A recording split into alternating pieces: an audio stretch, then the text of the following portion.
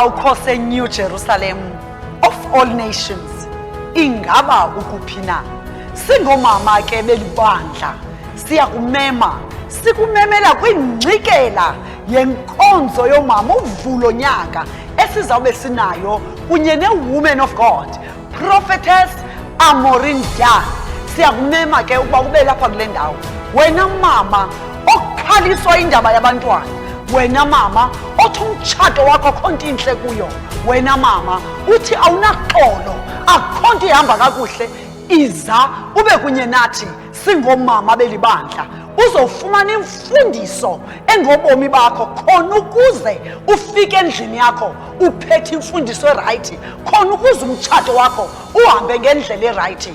Wena mama othi ndiyagulelwa okanye ogulayo, iza ube kunye nathi enkonzweni ngalamini. Uzofumana impiliso yakho, okunye imiqondiso uza kuyiva ngalamini yokuphiliswa kwabantu, yokukhululeka kwabantu, yokufumana ilizwi likaThixo elingobomi bakho. Silapha e-10 Robert Sobukwe eBellville ngentsimbi yokuqala ngomgqibelo. Yiba kunye nathi.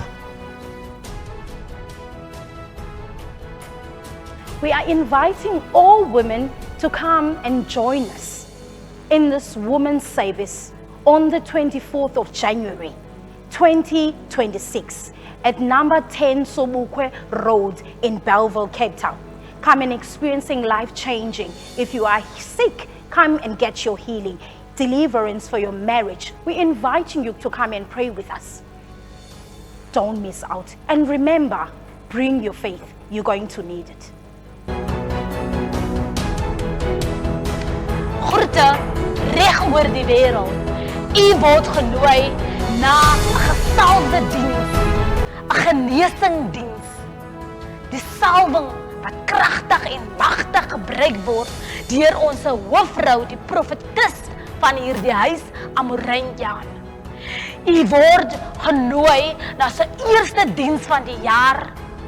Hierdie maand, die 24ste Januarie, dit is hierdie week om 1 uur. U word genooi en u word gevat verlos word van genesing, van siektes en probleme. U is uitgenooi 1 uur in die Gato Building straat in Robinson Beko, Bellville.